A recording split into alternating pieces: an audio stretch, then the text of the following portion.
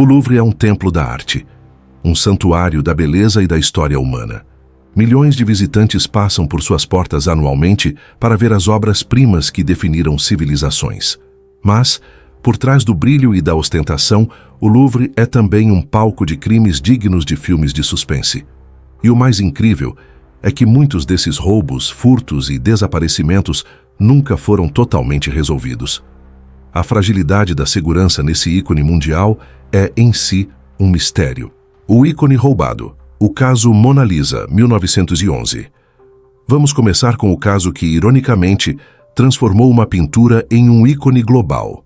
Em 1911, o pintor italiano Vincenzo Perugia não agiu por dinheiro, mas por um nacionalismo equivocado. Revoltado por ver obras italianas como a Mona Lisa em solo francês, ele executou um plano quase ingênuo, mas que deu certo com uma facilidade chocante. Perugia, que já havia trabalhado no museu instalando vidros de proteção, escondeu-se em um armário de vassouras na segunda-feira, dia de folga do museu. Quando a noite caiu, ele simplesmente pegou o pequeno painel, envolveu-o em um pano e saiu pela porta. A pintura mais famosa do mundo debaixo do braço.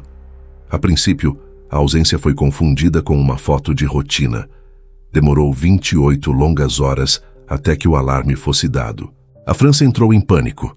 Jornais ofereceram recompensas astronômicas. O diretor do Louvre se demitiu. A caçada durou 2 anos. Perugia foi capturado apenas quando tentou vender a obra a um negociante de arte em Florença, na Itália. O julgamento foi um circo, mas a consequência maior foi a transformação da Mona Lisa num símbolo inatingível e mundialmente reconhecido, provando que um roubo espetacular pode valer mais do que a própria vigilância. O saque real. As joias da coroa, 1792. Mas o assalto de Perugia não foi o primeiro nem o mais valioso. Décadas antes, a história do Louvre começa com um banho de sangue e um saque monumental. Em 1792, enquanto Paris vivia o caos da Revolução Francesa, um crime chocante abalou a confiança da nova república. O alvo não foi o Louvre propriamente dito, mas o Garde-Meuble, o antigo depósito real de tesouros que guardava as joias da coroa de Luís XV e outras riquezas acumuladas pela monarquia. Durante 5 noites, uma gangue de ladrões aproveitou a confusão e a ausência de autoridade para invadir o prédio. Eles levaram o que hoje seriam milhões, incluindo o lendário diamante Regente e o diamante Sancy. Parte desse tesouro foi recuperada pela polícia da época, mas grandes pedras preciosas, rubis, esmeraldas e diamantes de valor inestimável desapareceram para sempre, dissolvidos no mercado negro ou perdidos na história. Esse evento foi o catalisador para a criação do acervo de segurança que se tornaria o Louvre, mas mostrou que a ganância humana não respeita nem mesmo o poder de um império em colapso. Os fantasmas do Egito.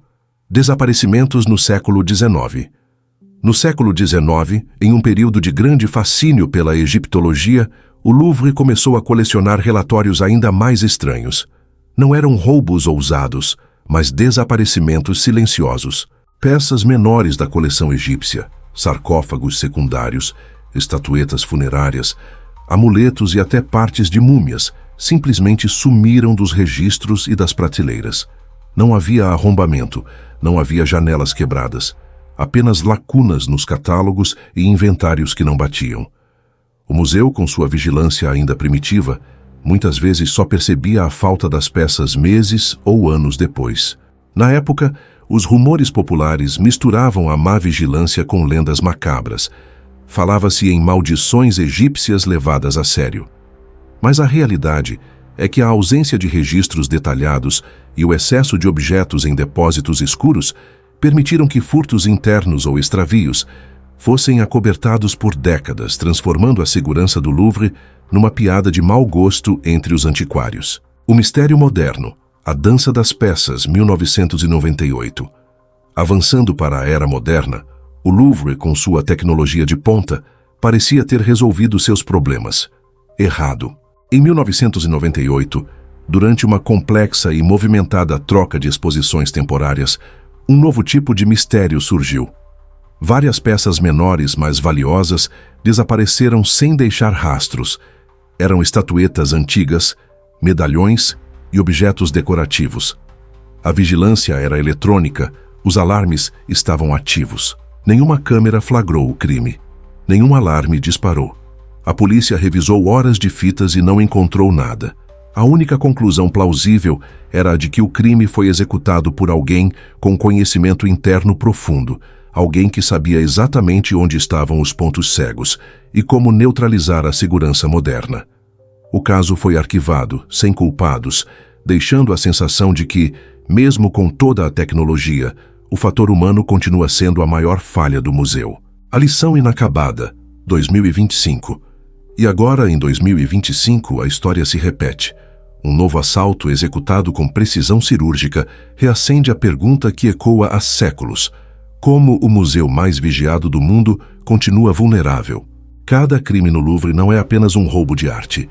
É uma falha na nossa capacidade de proteger a história. Eles nos ensinam que não importa o quão forte seja a porta de aço, a verdadeira segurança é um jogo de xadrez constante contra a criatividade, a audácia e a persistência do crime organizado. Talvez o verdadeiro segredo do Louvre seja esse: o de esconder entre suas paredes de mármore e vidro não só o melhor da arte, mas também o pior da natureza humana. Gostou? Salva esse vídeo para não esquecer, comenta o que achou e segue o canal, porque o próximo mistério já está sendo desvendado.